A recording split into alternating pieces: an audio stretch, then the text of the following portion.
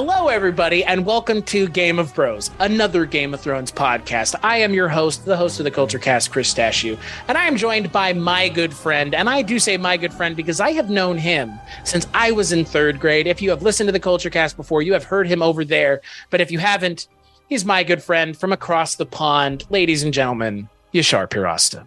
Yeah, we've known each other about as long as the Targaryens have reigned. Yeah, 200 years.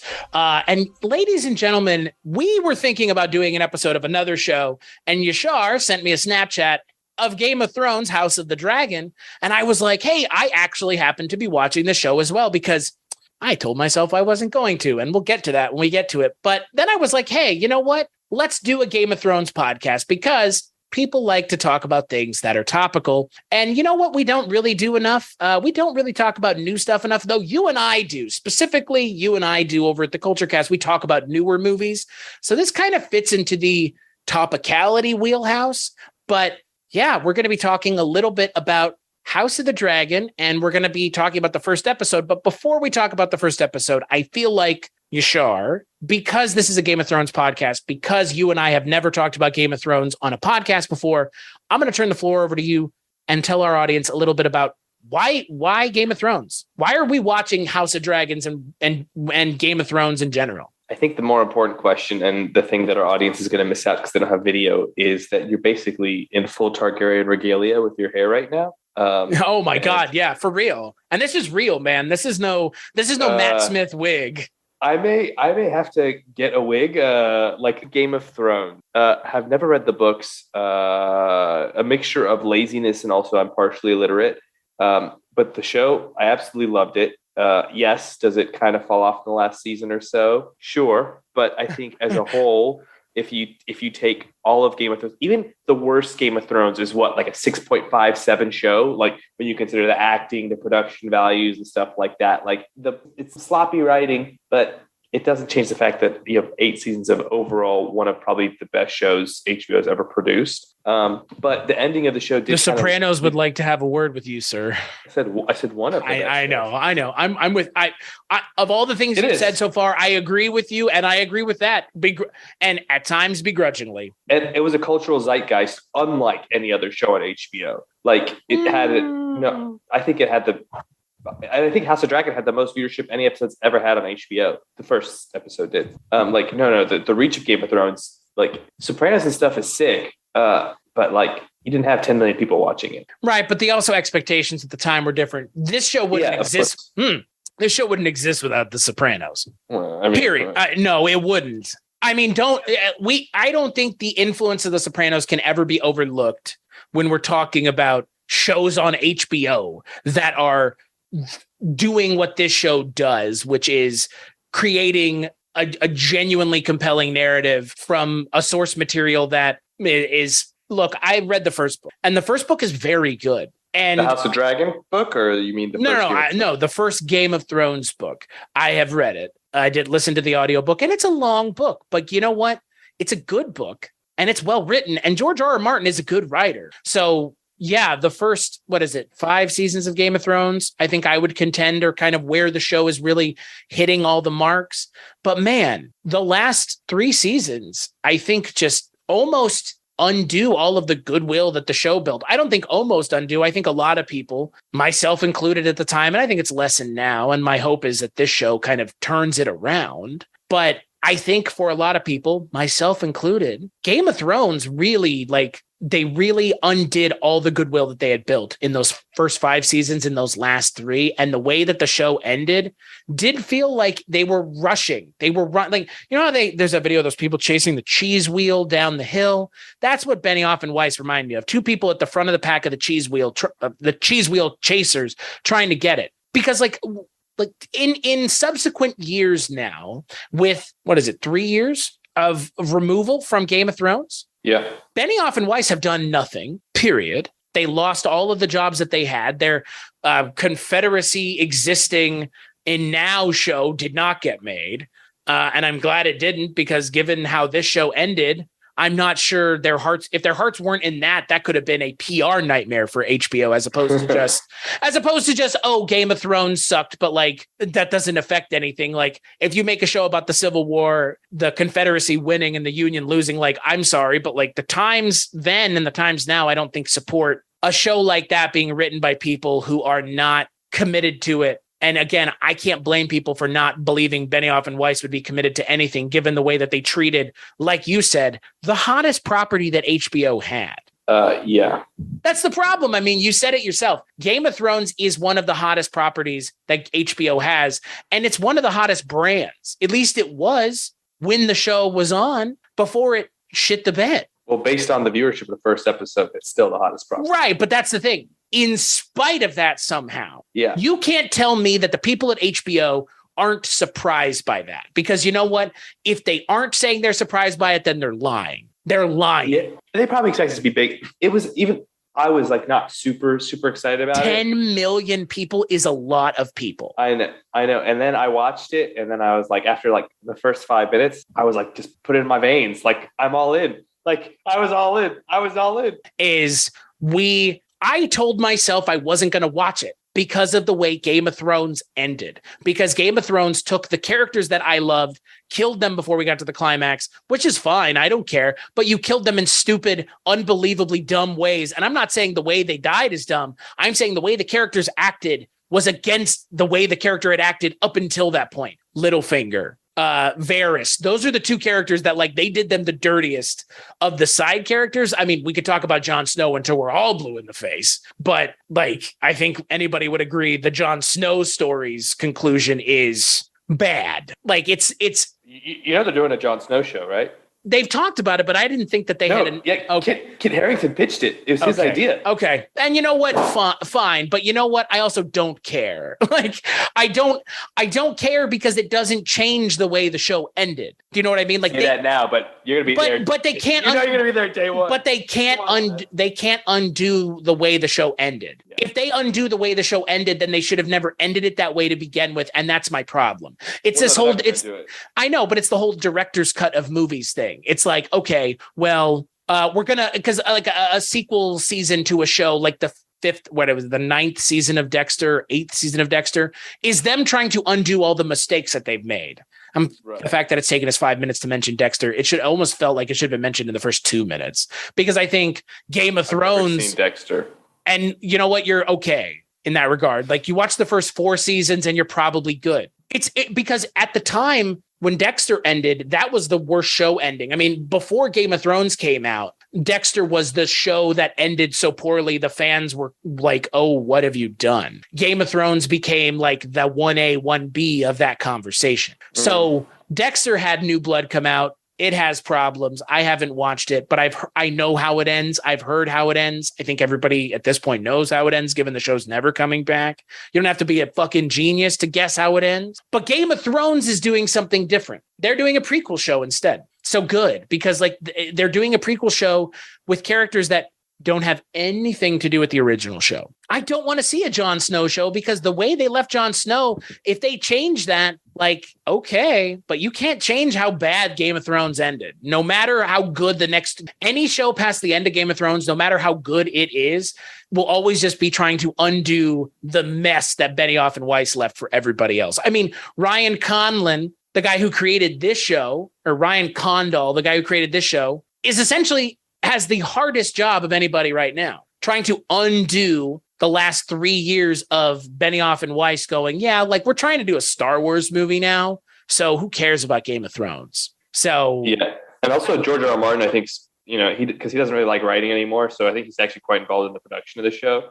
George R. R. Martin, serial non-writer. Yeah, no, I mean he's literally the co-creator with Ryan Condal, so I think that's. I hope that George R. R. Martin stays in a larger capacity with this show, because George R. R. Martin this is his universe. Wouldn't you want to? I mean, if I'm the guy who created the show and they want, or the franchise, if they want my opinion and they're willing to listen, like I'm willing to sit at the table and talk. Wouldn't you? Like, why wouldn't you? But like when Benioff and Weiss were essentially telling George R. R. Martin to piss off, Pally. Like that to me, it's like, and then, if the show had been good, then I don't think anybody would have said anything about it. But the fact that the show ended up kind of petering out as hard as it did, everybody then kind of just goes, well, why did you do that then? So, you know what I mean? It's like, why were you ignoring him if you weren't going to do something at least halfway decent comparatively to what the first 4 or 5 seasons of that show were? So, yeah. But enough talk about the first Game of Thrones show. Let's talk about the show you're here to listen to us talk about. Let's talk about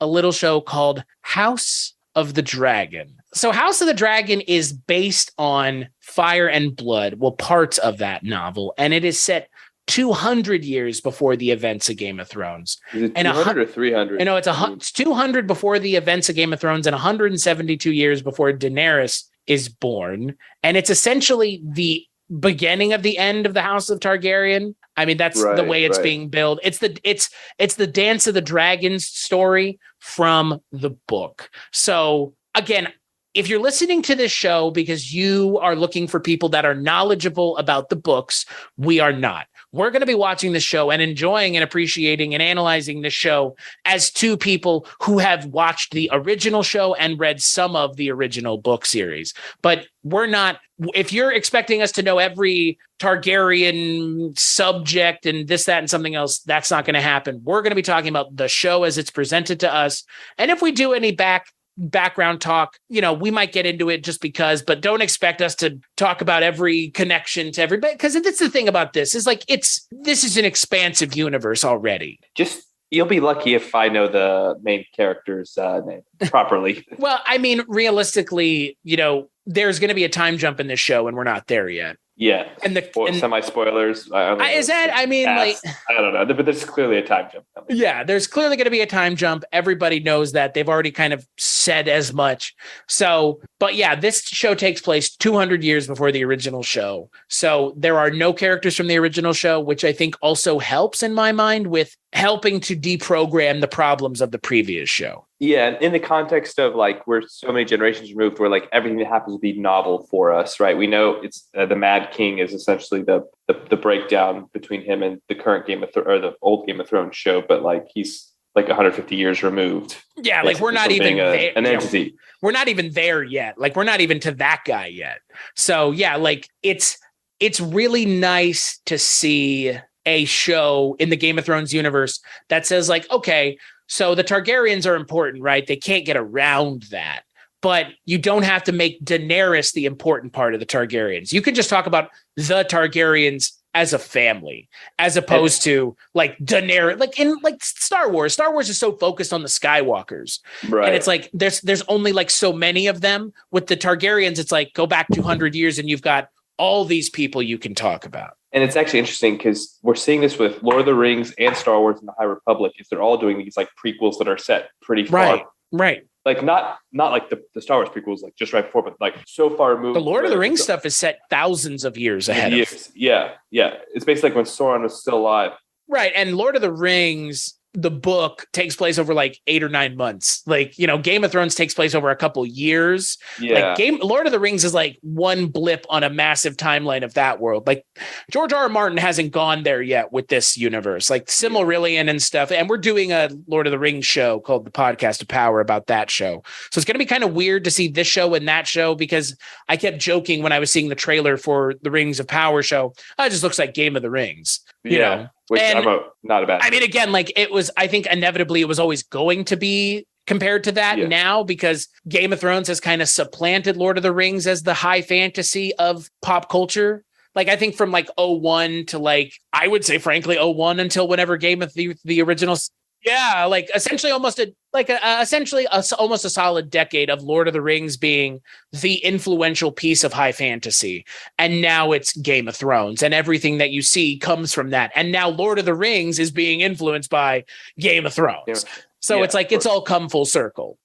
Should we get into the first episode? Yeah, so let's talk about the first episode, The Heirs of the Dragon. It's directed by Miguel Sapochnik. If that name sounds familiar, that's because he directed a fair amount of episodes of the original show. It is written by Ryan Condal, the creator of the show. It aired August 21st, 2022. And 10 million people watched it. And what is this first episode about? Well, this first episode, if you can imagine, with the title like The Heirs of the Dragon, is all about who is taking over that Iron Throne after King Jaehaerys Targaryen dies, and who takes over for him. And Viserys.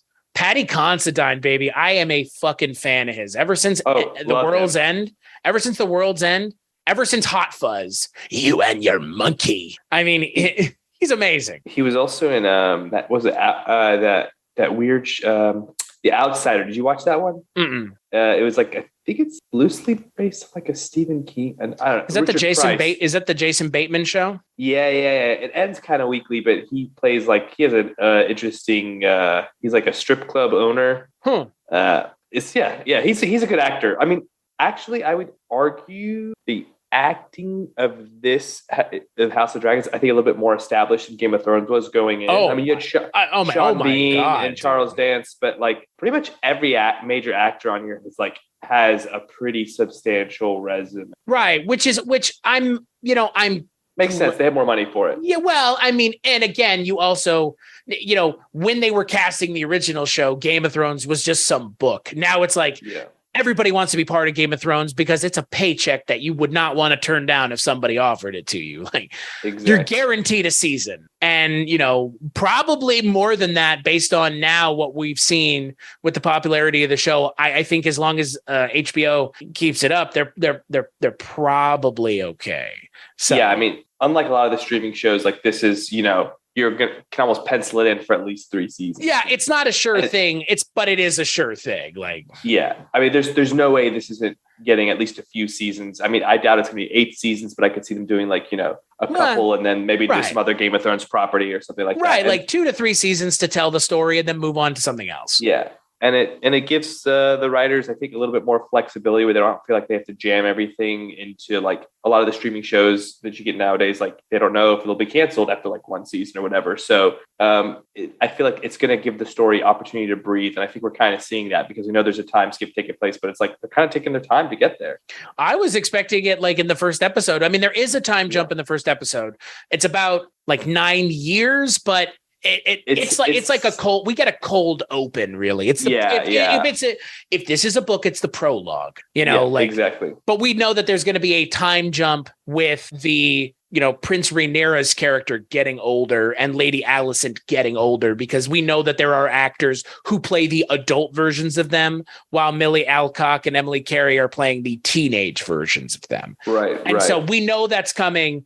But again, not the first episode, but. Yeah, like just right out of the gate, I think that's the first thing to talk about before we even talk about the plot is everybody in this show is fantastic. Like even again, like Millie Alcock and Emily Carey, like I have not seen them in much of anything else, but no, like holy cow. Like the casting of younger actors in this show, say what you will about like later seasons of Game of Thrones, every single one of those child actors from that show that end up becoming adult actors, exquisitely cast. Yeah, Millie Alcock, I think, other than Matt Smith, who's like worth the price of admission, because I don't know, he's on one. He's in a different show. Like he's in a different show entirely. No, like it's wild. It's wild. They're like Matt Smith. You just cook. You just cook with like the most noxious stove of all time, and he's just he's on one. He's He's the reason you watch the show, but like everyone is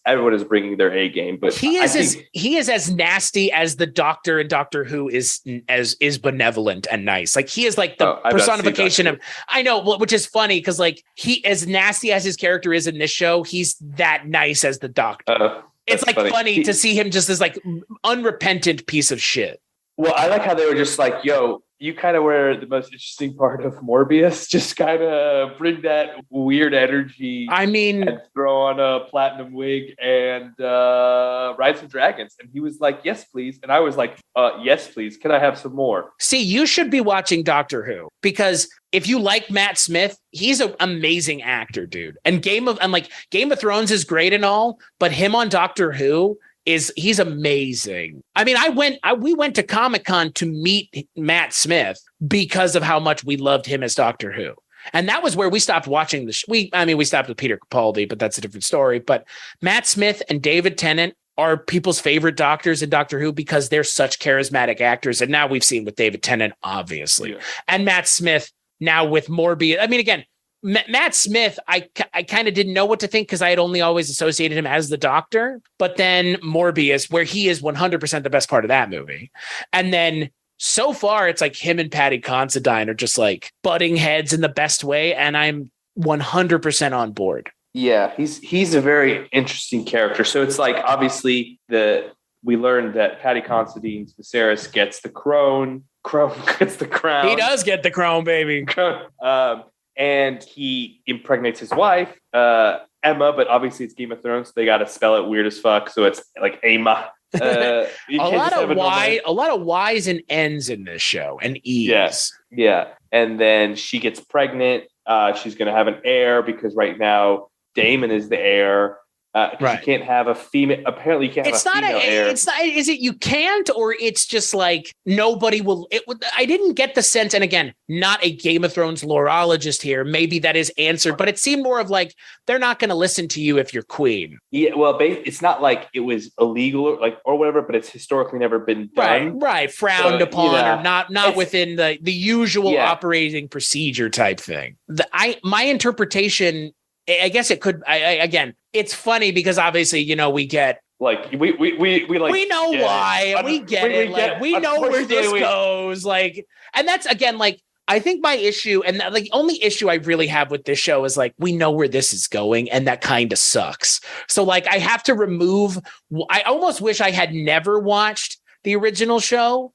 Like I was talking with a friend of mine before we started recording, and I was like, "Oh, I'm going to be recording, first episode of our Game of Thrones podcast." And he was like, "Oh, should I be watching that? I'm not caught up." And I was like, "You could watch this show with no previous knowledge of Game of Thrones, and like it might seem weird and like kind of hard to pick up maybe the names and like the world and stuff, but I feel like you could enjoy it, and I feel like all the people watching this show are not Game of Thrones acolytes. And I think, frankly, you might enjoy this show more if you had not seen the original show because of like, well, you know what they say about a woman queen, like a woman in power. And it's like, yeah, I do, because that's where this show ended up going. Like, you can't remove that from the narrative. It is actually interesting though. In like Game of Thrones, like having a woman female leader, like wasn't an issue at all. Like that wasn't, because it's obviously something happens in the 200 years between where like it normalizes. But it's like, man, it really sucks where this is going though. Yeah. Where they're like, we cannot have a woman as our leader, the queen who never was, or whatever her name was. Yeah. Oh yeah. So there is a female character, Rhaenys, who is married to the sea lord. Corlys Valerian. The sea snake, which is a cool name. Yeah, cool name. But oh my God, are these wigs bad? And especially on like it's great that we have diversity, but the wigs do not look good on the actors at all. Like they look so bad. And what Yashar is talking about are the dreadlock wigs on Steve Toussaint and Eve Best, and they're horrible. Like I know they're trying to get everyone's kind of like. It's unclear if he has Targaryen blood, but I mean, his wife does, therefore, like the kid does. And all Targaryens have to have blonde hair. That's kind of like the thing. It doesn't matter if you're mixed. It's like the dominant gene. So I guess I admit them. They commit to the bit, but man, it's distractingly bad. We'll talk about it on the next episode because I feel like it ratchets. I feel like, look, we could have called this Game of Wigs. Like this show's wig game is weird, and it's weird. It's distracting. I think is the bigger issue. Patty Considine's is also quite bad. Well, and I when they're shooting him face on, like looking straight on at the camera, it looks pretty good. But then when he turns like to a 45-degree angle, it's like, like anyway, what? Wait a second. Like, is this the same actor in the same wig? Because the moment he turns his head, it's like all of a sudden I can see the lines where the wig is, and the wig just like makes his head look just like that much stranger. But you know what? Matt Smith doesn't look terrible in a wig. He doesn't look terrible. It works for him, and it works for Millie Alcock as well. She kind of has like just a very like interesting face. Like yes, she's an interesting looking actress. Yeah, for sure. She looks old. She looks like an adult. She looks like not like a real person. I don't know if that makes sense. Like she looks like a fairy, kind of. She has a waifish quality to her. That, you know what she shares that with? She shares that with Maisie Williams. Maisie Williams kind of. Yeah. But you know what though? But here's the thing. Millie Alcock. Like when she's serious is up, which she does in this episode. Like when she goes, like, here's the thing. She's 22, right? So she's 10 years younger than us. So she's an adult. I don't know about you. feeling. What's funny is she's supposed to be a teenager too. Yeah. But she is one of these actors who she's younger than us, but then she looks even younger than she looks. And for this show, it works. And in this show, it works 100% because you have a adult actor playing a teenager, but bringing the gravitas of an adult actor to that role. And that's a rare quality to have because, again, not everybody can look like Millie Alcock, 22, looking 16. Zac Efron was like in his early 20s in High School Musical, and he looked like an adult. Zac Efron's actually 53 right now, but he looks great. Jared Leto's 50, and he looks like he's 35. You know, I mean, all those Morbius paychecks. The casting that I really want to mention, and an actor that I've always been a fan of from his days in Little Nicky, Rhys Ifans. I am such a fan of Rhys Ifans, dude. You mean the Lizard? Or Nigel Gruff from The Replacements, the best football movie ever made. The Replacements is amazing. Who's Nigel Gruff playing? He plays the kicker. He's wiry. No, he plays Sir Otto Hightower. Oh yeah. He doesn't look like it though. No. He looks. They definitely like rough him up, but like that kind of goes to the point of like they've obviously invested in like a good cast. Like Rhys Ifans is like is a great actor. Like Patty Considine's pretty big. Matt Smith. I mean that right there. Those three actors alone. And the semi-spoiler, the actress who's going to play adult, Allison. Olivia Cook is actually quite prolific. Like she was in Bates Motel. She's been in like Me, Earl and the Dying Girl.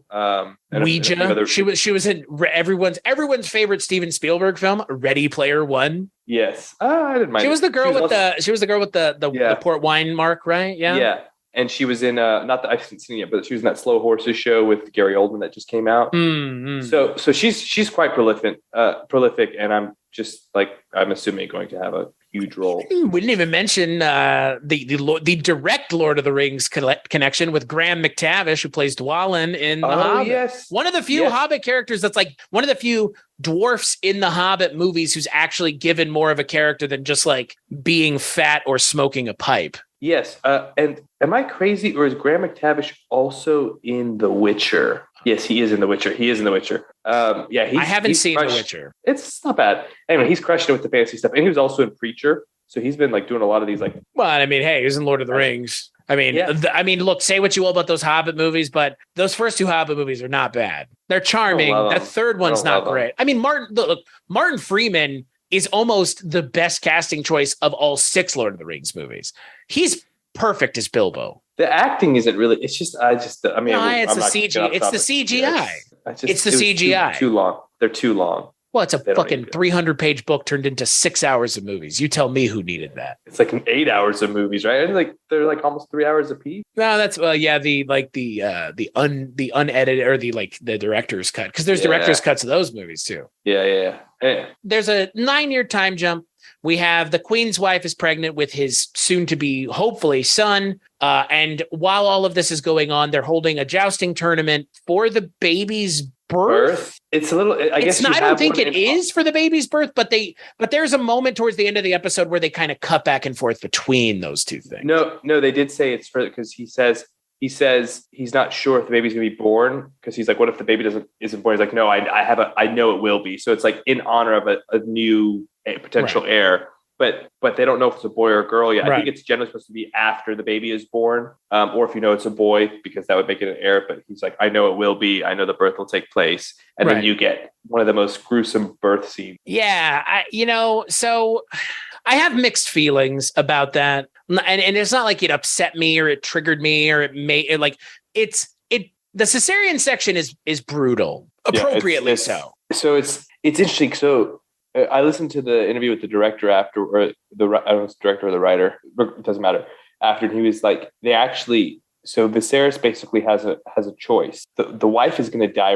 Emma's going to die no matter what happens, whether or not the baby doesn't make it. They didn't make that clear though. It's not very clear, but that's what they said. So it's because that feels like retconning, because they made it definite. But they definitely, I know, but they definitely made it feel like she was not going to die. It's like the decision was whether or not the sacrifice the wife for the baby. Yeah, I will say it's not.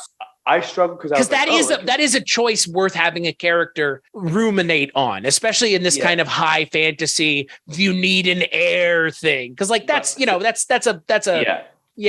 the royal bloodline stuff is really like what they're tapping into hard. The baby was like flipped in her, and it was essentially they both die on the way out, or they C-section it and she dies. And that was the option he was given. And so like, I mean, obviously it is the no-brainer, but like it's brutal how it's done. And he kind of like sits with her as she basically is torn apart. And I think the thing they're trying to show us is like Viserys, right? Or Viserys? Mm-hmm. Viserys.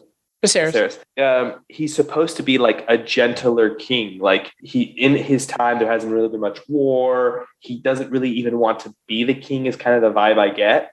He just kind of wants to hang out with, and because it's like this, you have this duty to have a child. Like that's kind of all he is. He and his wife are, they're just like vessels for the next king. And it's just like your purpose is just to procreate more to rule. But it's kind of bizarre. But people talk about like a wartime king or like a king in the time of peace. Like he is a king in the time of peace, and his father 9 years earlier ensured said peace. Because that's the opening. Well, that's the opening. I guess it's his grandfather. His grandfather ensures peace for the 9 years, and then we know where this is going because this is the initial schism happens towards the end of the episode where Matt Smith, Damon Targaryen, decides to shit all over a dead child.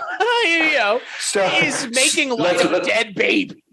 Let's rewind. So because he has the baby, it's a son. It's going to be his heir. The child dies soon afterwards, even as is Emma, his wife, and then therefore Damon is the actual proper heir because he's the first living male relative. Because even though you could have a queen, the way succession works goes towards the male relative. So therefore, his daughter is not. But we learn quickly he is very, very unstable as we see him and the gold cloaks just basically slaughter a bunch of people. It's unclear if they're actually criminals or I don't think they were. You're a murderer. You're a thief. That's a great scene, by the way. You have Matt Smith and his gold cloaks, very similar to the first episode of Game of Thrones, where the gold cloaks is it the gold cloaks in that episode? It's whoever they're going. Remember, they're going to like the brothels in King's Landing, and they're looking for Baratheon's heir. And in the first season of the show, they have that similar scene, and this kind of evoked that, where Damon Targaryen is rounding up these people on the street and just metering out punishment like a street judge.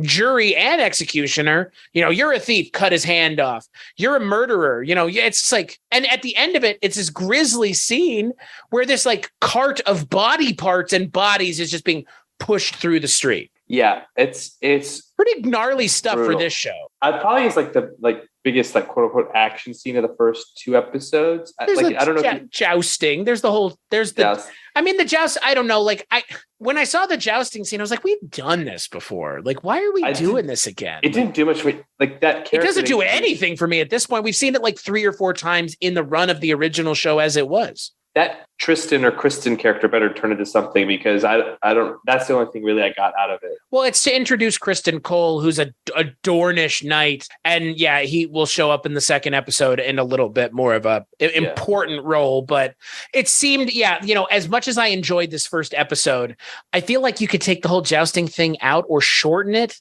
because it kind of drug the episode down and kind of ground it to a halt. Because again, like we've seen.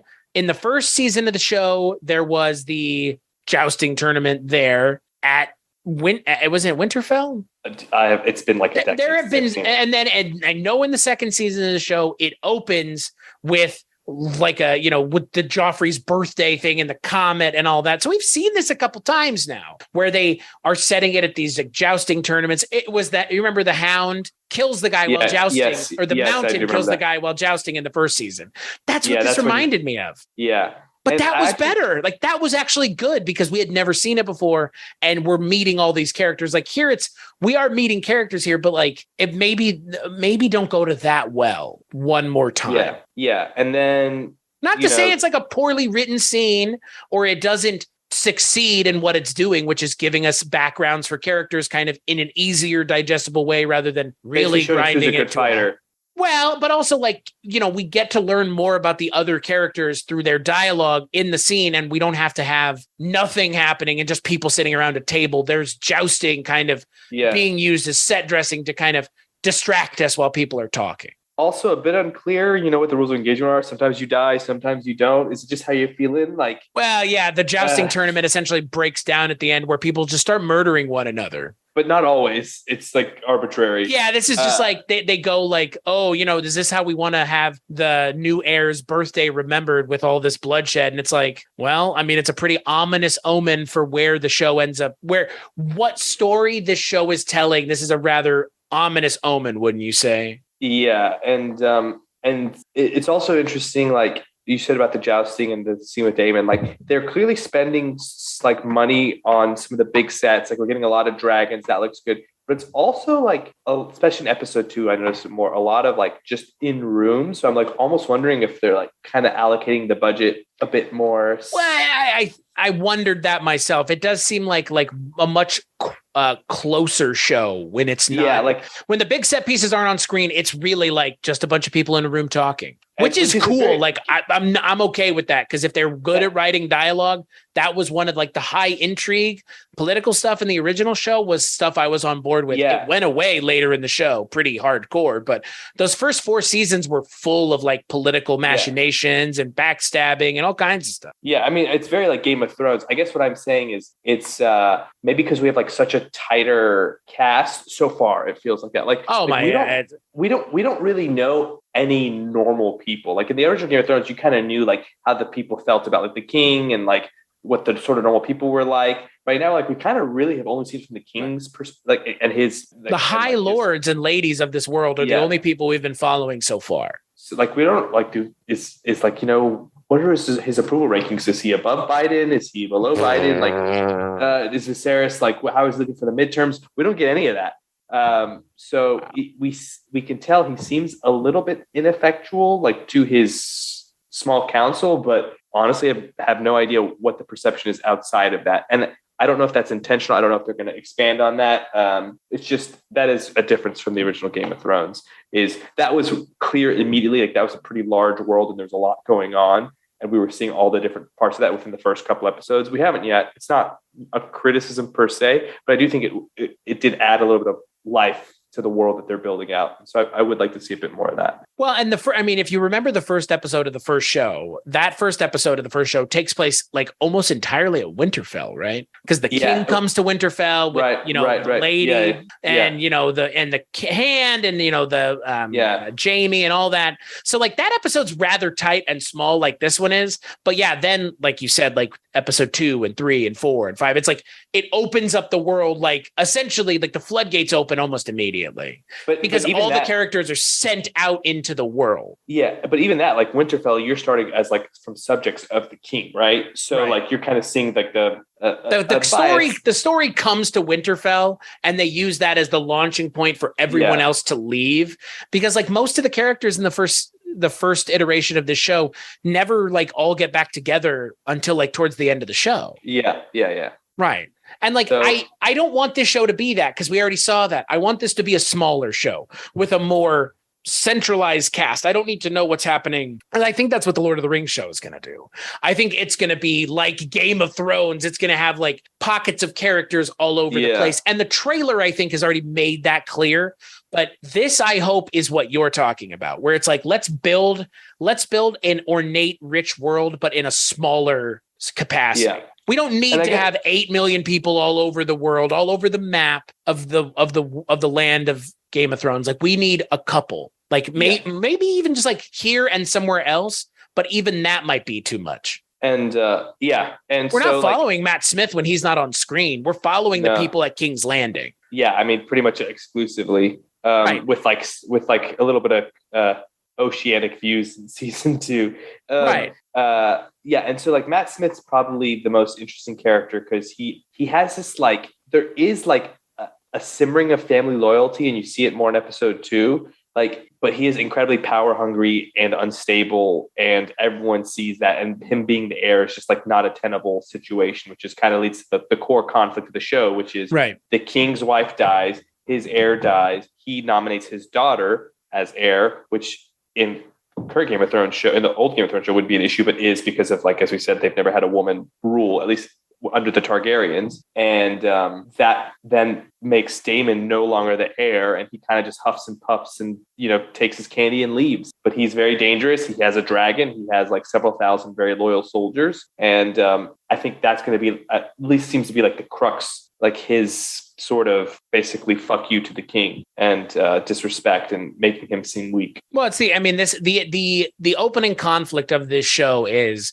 Rhaenyra being the heir when Damon should have been the heir, because Damon went to a brothel, said heir for a day, got back to the king. The king said, "Did you say this?" He said, "Yeah, I said it." And that was enough. I mean, that was enough. And you know what? I mean, is it petty? Yes. But when your child just died and your wife just died, understandable reasoning, right? But in the scope of this universe, it's petty. But we've seen that in this show, and I appreciate that, because it paints these characters as people, less like perfect. You know what I mean? Like, also in the context of the show, like everyone except the king is essentially protecting King is protecting Damon, because everyone's like, he's basically just untethered. Like, right. The king the king goes to bat for Damon all the time. Yeah, and they're finally like, after his son dies, they're like, you need to make Rhaenyra your heir. This was the crystallizing. Yeah, this was the crystallizing moment for him. Like, all right, the all bets are off. Yeah, and then the other interesting relationship. So are Alicent and Rhaenyra lovers? Like, I've seen some stuff online where people are like, "Oh, it's totally a gay relationship." I thought they were. I don't know. Let me put it this way: they never showed it. So if people are saying it's there, it's merely just because two female characters can't be close on screen without being lovers. Well, I mean, they're like cuddling. They're talking about like going away together, and also that's why I think it makes like the conflict in the end of episode 2 more, because otherwise I don't really think it's that big of a deal. But let me put it this way: they're not. It's not explicit, but they're leaning pretty heavily towards it. Which like cowards just fucking like they have, like, just say it. Like, there's nothing wrong with, like, what's wrong with a character being gay? Why do they have to be? Why, as someone who's Game of Thrones, it's not as like someone who's gay, like, I appreciate the whole secret gay thing, because that's been a trope since forever. Like, a character who's not gay outwardly. I mean, Stranger Things did it. It Chapter 2 did it. Like, it's been there's been plenty of pieces of media where a character is coded gay, but not gay. I mean, Dumbledore's gay. That one will never make sense to me, because that is a book thing, not a movie thing, because it's not in the movies at all. But don't they do it in the Fantastic Beasts? Not that I've seen the Fantastic Beasts movies. I don't have any idea, because I refuse to watch those movies past the first one. But what cracks me up is, like, unless they say it, like, it's just conjecture. So maybe she's being written that way, but like, that was how I interpreted watching it. Like two women sharing a very close relationship, and it's not like they were like hiding it from people. No, like, I feel like they were pretty open about it, but it wasn't explicitly stated. But I didn't. This is a universe where a female king or a queen is a problem. You think a queen who is also a lesbian is not going to be a bigger problem? Like. Yeah, I honestly, I have no idea. The only reason I bring this up is because, and we'll get to the thing of episode 2, because there's a whole other potential conflict coming up, and because after Emma dies, Otto Hightower, the kid of the king, is basically telling his daughter to, like, go hang out with. He pimps his daughter out, say for what it is. Yeah, and is weird. He says the king's wife died. Go keep him company. It's wink, wink. Because Otto does generally seem to have the king's, like, best interests at heart, but we don't know much about him.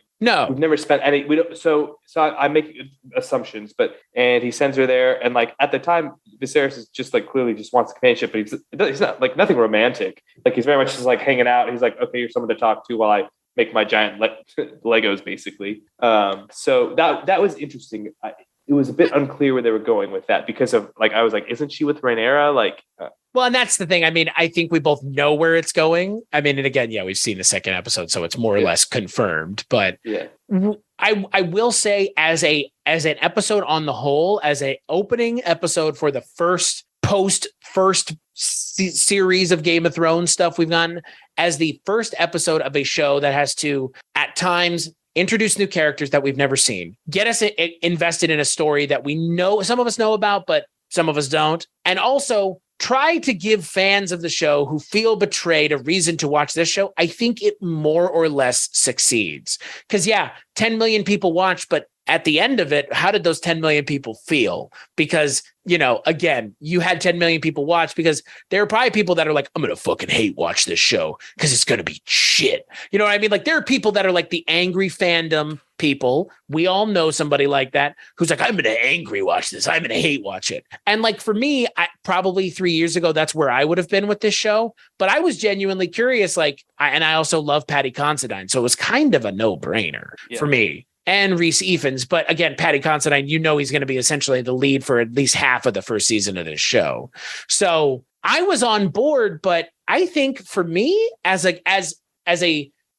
more of a fan of Game of Thrones than I would say most people, but still consider myself a casual Game of Thrones fan compared to the people who really live and breathe the lore and the mythology and this extended universe of the books. I mean, it's extended as in there's a lot more of it, but it's, they're not sharing the same space. These are two different things. Like the show lives in the continuity of the previous show, not the books is what I mean. Right. Yeah. So as something that's removed from the books, but inspired by the books, I think for me, it kind of checks all three boxes. What about you? Yeah, no, I mean, I was like I said, with the first 5 minutes, I was like, fuck, I'm all in. Right. And, it's hard not to be. And the acting is great. The world building's interesting. You don't know exactly where they're going, but you want which is good. Like, I'm okay with that. Yeah. Yeah. And then the thing that I think differentiates this a bit is it also seems quite focused on exposition. Like this is how it used to be, or these are the rules of engagement. And it's very much that's maybe George R. R. Martin saying hey, here's this, because he's so involved in this show. Hey, here's the rules of how this works. And there's a lot of explanation of why things are done a certain way and what the history is. And there's some references to old Valyria and the Doom, which actually sounds quite interesting. They're setting a really solid framework and groundwork for a show. And look, I think we would agree. OG Game of Thrones did too. So it's a, like you've said, this is a huge positive in my mind. The way the show opens, the way the show starts, I think is massively positive for what I think we're going to get moving forward with this show. I hope at least. And I think Ryan Condal, given what we've seen with Benioff and Weiss and how that ended up, I hope Ryan Condal takes a lot of notes from what they did and how to avoid that, because that feels rather easy to avoid. Stay committed to this show while you're working on it and don't write it off until it's done. That's the one. Honestly, that's what it seems like with Benioff and Weiss. It seems like the Game of Thrones playset got old and they went on to their Star Wars playset. But we're all still playing with Game of Thrones. We're not even there with Star Wars yet. And they just gave up. And it's too bad because, again, that first season, those first couple seasons of Game of Thrones, man, there was nothing better on TV at the time. No, I mean, it was unbelievable. They can do it. But anyway. They have done it. Yeah. And that's the thing. That's why I'm optimistic, because I didn't know if those two ding dongs were going to be involved with this show. And I'm glad they're not. I was really hoping to God that I wouldn't see their names anywhere. And guess what? They're not. Do you know the original plan for the spinoff was actually based on the original Long Night, and it had what's her name? Who's the lady from King Kong? What her name? Oh, Naomi Watts. Naomi Watts was in right. That show got canceled. They filmed the pilot, and I guess HBO thought it was maybe too different, because obviously House of Dragons is not that dissimilar to Game of Thrones. The first 5 minutes comment is pretty on the nose. Yeah.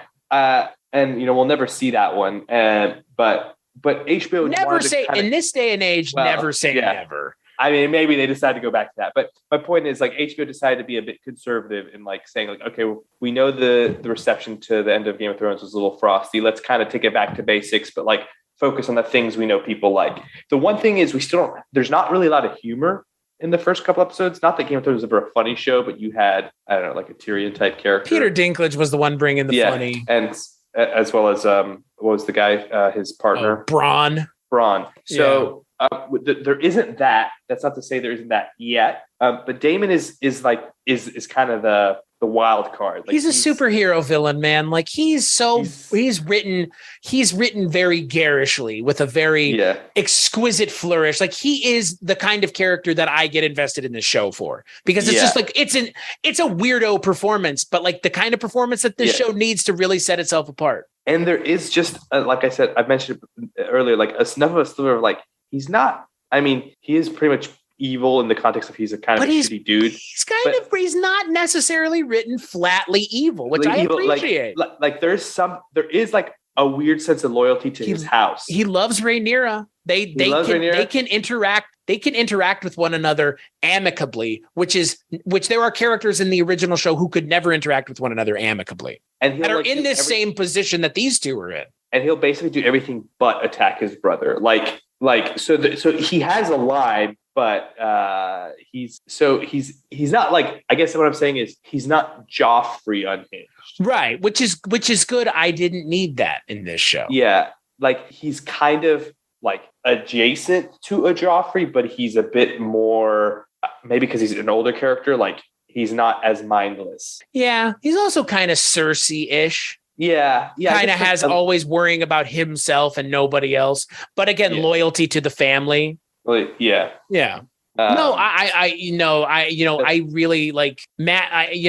I'm glad more people are getting to see Matt Smith, because like I know he's a huge Doctor Who is a huge thing, but like there are people that still have never seen Matt Smith in a lot of stuff as much as like the fan of Doctor Who have. Yeah, I would say like while every actor does a pretty good job, Matt Smith is probably, at least in the first episode, the one like that's gonna like pop people, be like, whoa, like this guy is like, I want to stand out. Yeah, he definitely walks away with this first episode. And, again, it's not like there aren't great performances. There are great performances across the board and great actors across the board. Graham McTavish. But bad wigs, like just bad wigs. Look, let me put it this way. This is an audio medium, not a visual medium. Yashar mentioned the whole I look like a Targaryen thing because I have long blonde hair, but I'm not blonde. I am a natural brown-headed human being. Yashar knows this. We grew up together. The blonde hair is a relatively new thing. I feel like, this is just me talking, like I know that going blonde is like the hardest thing to do if you have dark hair, but it also looks really bad when it looks really fake. And it looks really fake, like in a way that like you would not expect a show on HBO to look. The last time I saw something this bad in a major production of something was Joss Whedon's Justice League opening with Henry Cavill's totally real mustache. Because the mustache was. Speaking of things on HBO. Yeah. It's like, how did somebody look at the dailies and go, yeah, this is fine? Or was it just like, this is the best we can do? Rasta dreadlock wigs have not come very far in the last 40 years, is what we're being told. Corlys is, what's his daughter's name? Leah? Yeah. From the next episode. Yeah. We start really. Yeah. Oof. So the next time we bring you an episode, you will be hearing us talk about the sex. We'll be talking about. Are we doing one long one or no? We'll stop this and record another. Yeah. On the next episode of Game of Bros, we're going to be talking about the second episode of House of Dragon. It's called The Rogue Prince, and what do you think it's about? Maybe the character that we spent the last 45 minutes talking about and gushing about. Who knows? Until then. Yashar, is there anywhere that people can find you on social media? Or are you still hiding out? Yeah, I mean, I have like a Twitter I don't use. So if you find him on Twitter and you message him, good for you, internet detectives. I mean, it's like the name, I think.